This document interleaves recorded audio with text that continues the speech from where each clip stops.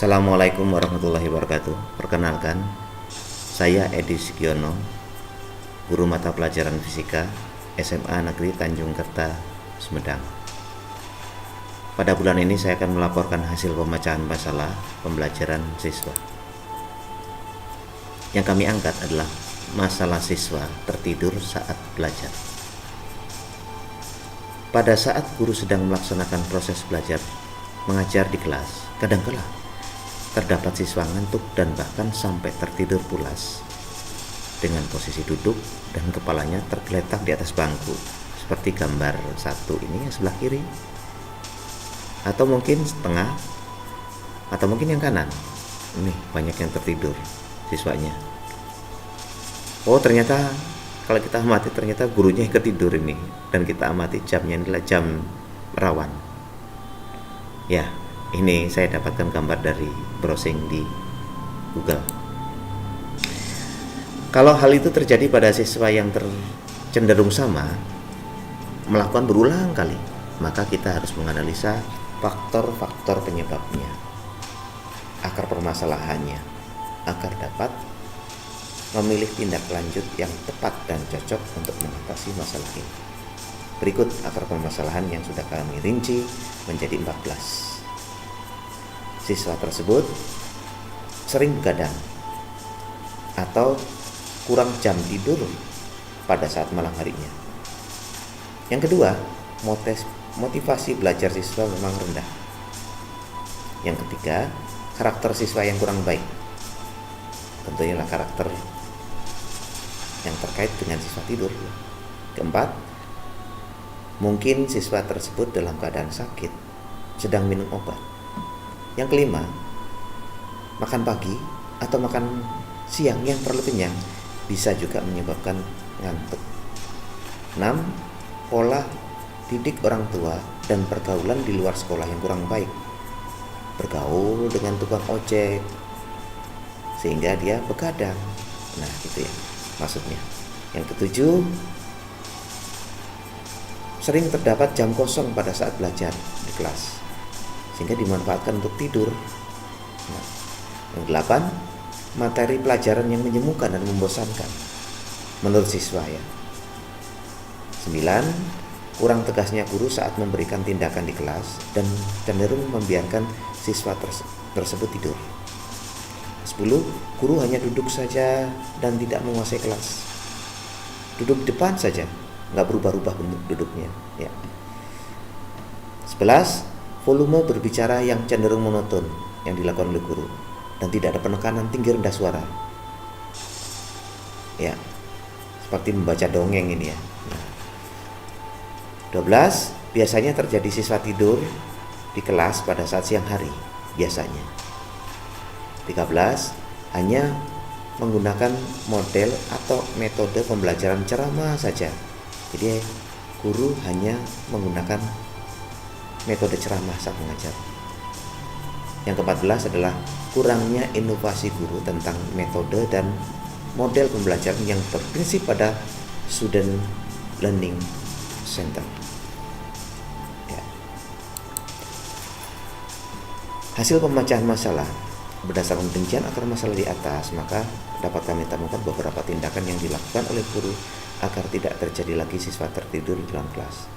Dan tentunya dengan mengutamakan introspeksi diri dari akar masalah yang timbul. Introspeksi itu adalah berasal dari kita selaku guru. Menurut pengalaman pribadi yang saya lakukan dan mendapat hasil yang kita inginkan, sebaiknya kita melakukan hal-hal berikut. 1. Apabila kita selaku guru menemui siswa yang sedang tidur di kelas saat KTM, maka bangunkan siswa tersebut. Kemudian suruh mencuci muka dan beri teguran agar tidak mengulangi seperti itu lagi. Dan jangan sekali-sekali memberikan punishment dengan cara melakukan kekerasan. Dan jangan pula melakukan pembulian pada siswa tersebut. Ini akan berakibat jelek pada diri kita atau mungkin pada siswa tersebut. Kedua, buatlah metode pembelajaran yang menyenangkan dengan cara belajar berkelompok. Banyak cara membentuk kelompok. Cara yang efektif biasanya adalah berhitung berurutan dari depan ke belakang menghitung 1 sampai 6 apabila kita menginginkan 6 kelompok diskusi. Logika yang sama, kita membentuk 5 kelompok diskusi berarti menghitung angka 1 sampai 5. Setelah terbentuk kelompok, kemudian dengan menggunakan problem based learning, berikan satu pertanyaan yang mengait dengan tujuan pembelajaran pada saat itu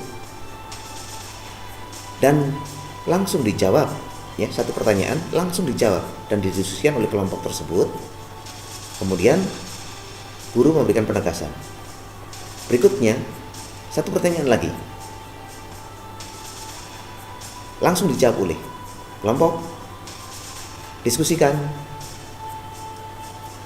guru memberikan penegasan, dan seterusnya sampai pada akhirnya pencapaian kompetensi yang kita harapkan bisa tercapai. Dan akan lebih efektif apabila kita sudah persiapkan lembar kerjanya. Akar permasalahan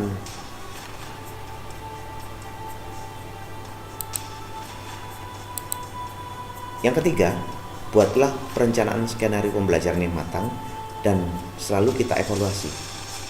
Biasanya, kasus siswa tidur di kelas hanya terjadi pada kelas-kelas tertentu saja, tidak semua kelas. Sehingga sebaiknya rencana pembelajaran yang dibuat menyesuaikan pada kelas yang terdapat siswa kasus tadi. Yang keempat, sebaiknya selalu mengaitkan materi dengan kehidupan sehari-hari yang sederhana dan mudah dipraktikkan. Meskipun bukan di lab fisika, tetap dapat dilakukan praktikumnya di rumah. Dan apabila sulit dilakukan praktik karena materi tersebut abstrak, maka usahakan mencari alat bantu atau media pembelajaran virtual. Misalnya adalah aplikasi PhET yang sering saya gunakan. PhET Colorado bisa dicari browsing di Google. Banyak simulasi di sana yang dapat membantu untuk proses belajar mengajar sehingga siswa mudah mengerti. Yang kelima, begitu masuk kelas, sapalah siswa untuk membangkitkan semangat dan jangan terpaku hanya duduk di kelas saja, tapi sering berpindah-pindah posisi, depan, tengah, belakang, pojok kiri, pojok kanan, dan seterusnya sambil memonitor hasil kerja diskusi siswa. Dan jangan pelit memberikan pujian pada siswa yang responsif atau kelompok yang responsif. Ribet yang paling mudah adalah memberikan tepuk tangan, murah, ya. Yang keenam, apabila pelaksanaan KBM kita berada pada jam-jam terakhir atau jam-jam rawan siswa mengalami keletihan dan mengantuk, sebaiknya lakukan ice breaking. Banyak berbagai contoh ice breaking yang dapat membuat siswa segar kembali dan semangat melaksanakan terus pembelajaran. Yang terakhir, kita selaku guru harus punya keyakinan membangkitkan siswa belajar. Kalau guru menyenangkan, siswa pun akan senang.